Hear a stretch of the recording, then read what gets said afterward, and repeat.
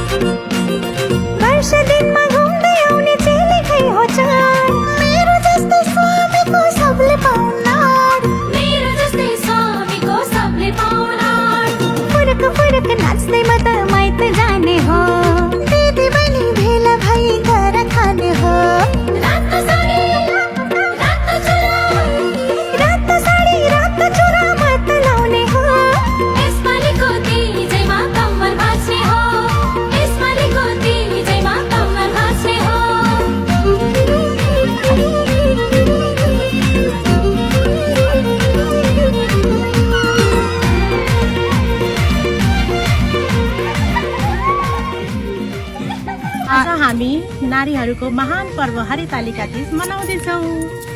तीज केवल गीत नृत्य सदाको पर्व होइन, यो आत्मबल भक्ति र समर्पणको प्रतीक हो। यो पर्वले हामीलाई सिकाउँछ कि धैर्य राख, आफूलाई माया गर, जीवनको सङ्घर्षमा पनि मुस्कुराउन नछोड। व्रतले शरीर शुद्ध बनाउँछ, भक्ति र सङ्घर्षले आत्मा उज्यालो बनाउँछ। नारी शक्ति केवल घरको मात्र होइन, समाज र राष्ट्रको मेरुदण्ड हो र तीज त्यो शक्ति जोगाउने पर्व हो। अन्त्यमा यही भन्न चाहन्छु कि तीज मनाऊ, तर आफ्नो अस्तित्व र संस्कृति कहिल्यै नबिर्सौँ।